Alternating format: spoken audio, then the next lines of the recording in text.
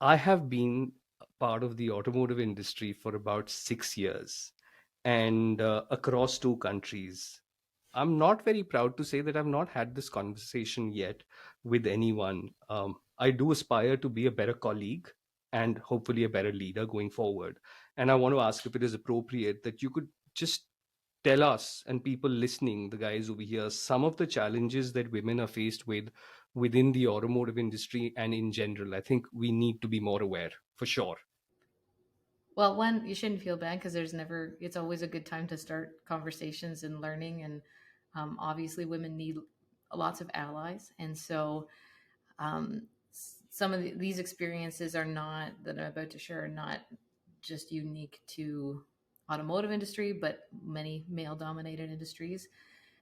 One of the most interesting things that happened to me before leaving Hyundai was we had this internal panel of the field staff, women across the country, across Canada, sharing their stories and what it was like to work in the field. Mostly from a perspective of, hey, let's get other women interested in working in the field. So let's share the stories. But what ended up happening in addition to that was um, the men were starting to hear these experiences of women in the field that they didn't even realize were happening. And one person in particular who's been in automotive for 25 plus years reached out to me and said, I can't believe these things happen to women.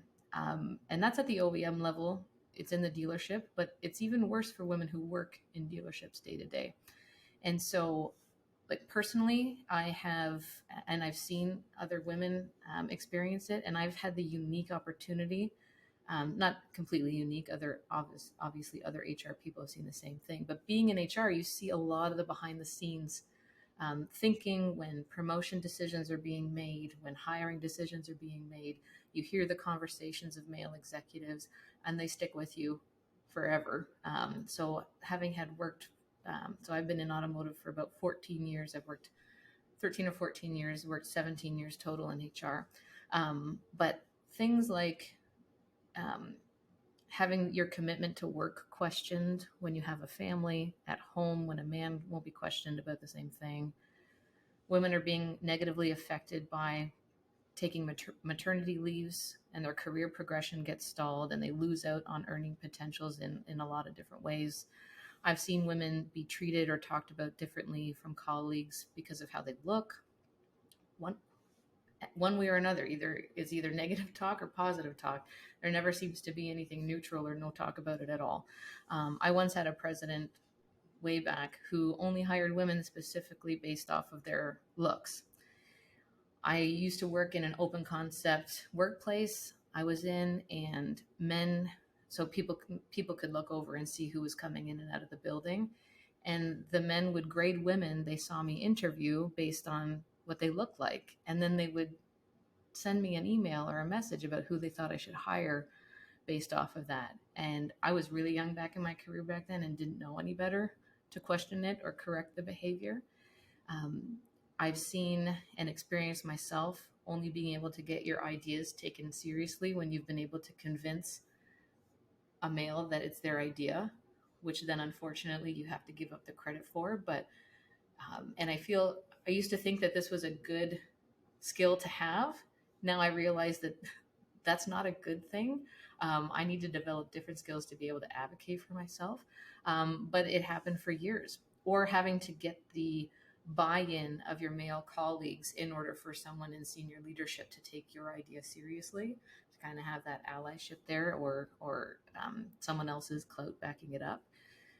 I've seen women, sorry, treated poorly to their face when they were promoted into a role that was previously filled by a man. I remember one woman saying when she showed up as the replacement that so and so was replaced by a girl, um, like like it's a bad thing.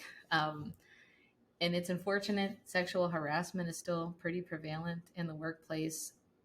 In a past workplace, I even reported personal experiences to my own HR leader, and they were brushed off. So I had to leave that place. And just the microaggressions previous to COVID. There's a lot of bad things about COVID, but I think there are so many benefits that came out of COVID. I had a daughter, so that was pretty awesome. But work wise, we know now that work can be done differently.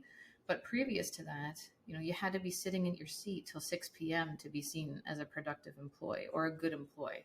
And we all know, and we all have experienced people who it doesn't matter if you're sitting in your seat till 6. That doesn't mean you're productive. I had a few instances myself when I returned after mat leave my first time, and I would arrive to the office very early, between 7 and 7:30. So there was a small group of people that started that early, because we had different people could come in at different times and leave at different times, which is I was very grateful for that flexibility back then.